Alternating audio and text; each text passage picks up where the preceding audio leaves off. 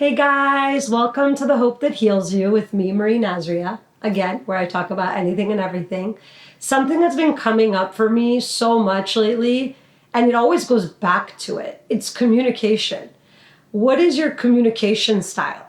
Can you adjust it? Can you fix it if it's not working? If communication is like one of the most important things, one of the most important tools you can bring into any relationship you have, whether it's with friends, family, work, or in a romantic relationship. There are so many instances as I've evolved where I can pinpoint conversations or relationships I've had with people where I really know that they're not a good communicator or that I'm not communicating well towards them. Some people have shorter attention spans, some people are just impatient, and some people just don't listen. And it sucks. It sucks to have relationships with people who can't listen, who can't hear you, who can't give you that time to express yourself, to feel the way you feel and feel heard. This is really, I think, an underestimated tool that is super important to have. Taking a breath, not reacting, instead responding. It's so, so important. It's vital. So I wanted to do this video about communication because we need to be aware of it. We need to be aware of where we are in our relationship, how we communicate.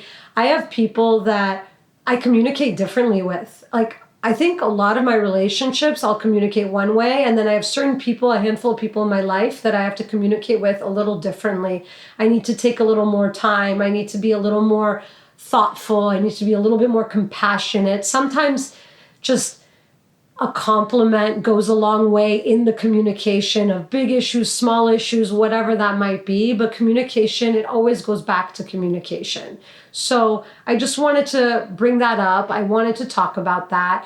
Obviously, I have no one I can communicate with currently to show you examples, but I just want to bring up some tools, some thoughts. So when I'm communicating with people, I try to be very mindful of what is the best way to have them be receptive. So cutting someone off in bad timing, which I have terrible timing, which I've known since I'm very young. So I really now am very aware of that. So I take my time and I wait for the appropriate moment. Sometimes I'm even known to be like, hey, I have terrible timing. Let me know when we can talk about this. And then that person's like, oh, we can talk about an hour. Hey, give me an hour. Can we talk about it tomorrow?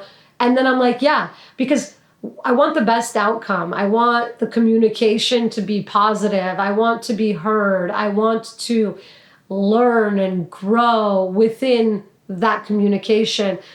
I think that in a romantic relationship and a partnership, communication is so important. It is what's going to get you from point A to B. So many people I know don't have great communication in the relationship. And if you don't have great communication, you end up not talking. Look at the big picture. If you are never taking the time to talk and connect with your partner, then 3 years from now, you are either not going to have that partner anymore, or it's just going to be a relationship where you don't communicate. I have been guilty in past relationships of shutting down, of getting really quiet. In moments that are challenging for me, I don't like confrontation. But see, when I learned that I didn't like confrontation, I also learned that I need to learn to not only navigate confrontation, but be comfortable in confrontation. Confrontation can be really healthy in a relationship as well. In all relationships. Sometimes there isn't even any real confrontation, and within safe space, I'll be like, hey, can I be confrontational with you? And then that person's like, yeah, be confrontational. And I'll be like, tell them how I feel about something, and then we'll have a conversation. So, we all are raised in different ways. We all have different issues and, different skill sets. But I think that communication is a skill set that is so important to feel heard, to get your point across, to also just to fix things, to clear things up. If there's a problem in your relationship, how are you going to fix that? How are you going to get to the bottom of it? How are you going to clear it?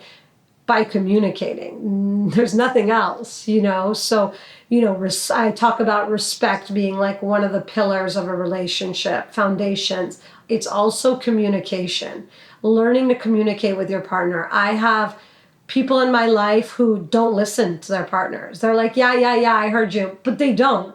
And what that says to me is, if that person doesn't feel heard, remember, we're all just human beings. No one belongs to you. No one needs to be with you the rest of their lives. Like, we're all navigating relationships, and we have to put into our relationships. Part of putting into a relationship is communication, healthy, good communication, and knowing how your partner likes to communicate. In one of my last podcasts, I talked about yelling. I'm not a yeller. When I'm even in arguments or confrontations, I really don't yell. You have to take me to the end for me to be yelling.